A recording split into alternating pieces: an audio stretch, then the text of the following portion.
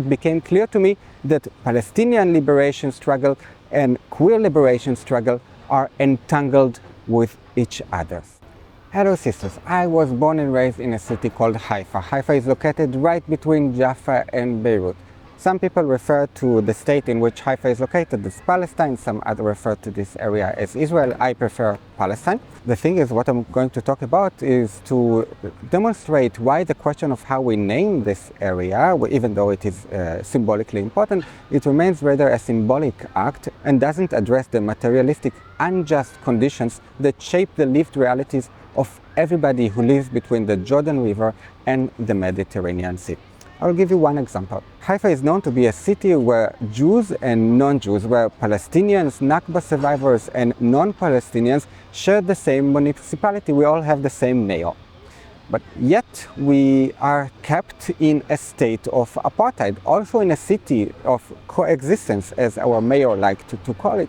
You will see that the institution keeps Jews and non-Jews, Palestinians and non-Palestinians apart from each other. I went to school for 12 years, subjected to the state education system of the so-called State of Israel. During those 12 years, I met only one individual who was not Jewish, to whom we would refer, and this person would refer to themselves as Arab Israeli. Arab Israeli is the category assigned by Zionist knowledge production to those Nakba survivors, to those Palestinians who have the Israeli citizenship. And I met these individuals, I shared the same classroom with this individual only for 3 years. So this is why all human rights organizations that study the lived conditions of the people who live in the geographical area between the Jordan River and the Mediterranean Sea, they all come to the same conclusion. At stake is a state of apartheid. Encounters with Palestinians does not characterize my childhood.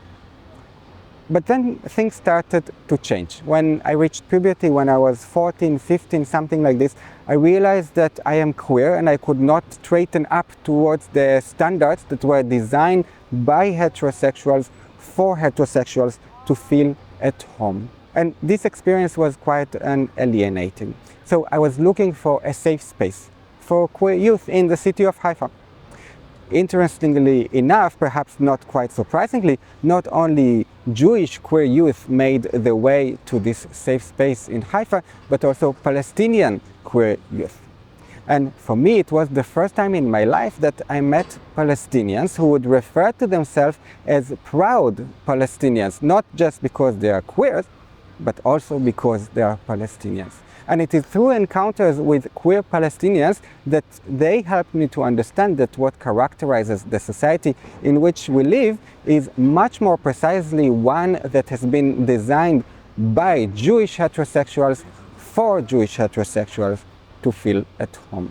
So since very young age, it became clear to me that Palestinian liberation struggle and queer liberation struggle are entangled with each other. Sisters, stories like this and many others you can find within my upcoming book, Jew Despite Germany. Jew Despite Germany is an autobiographical illustrated book that follows the question of what Palestine reveals about state anti-Semitism today in Germany. You can pre-order it now on my Kickstarter page. The link is in my bio.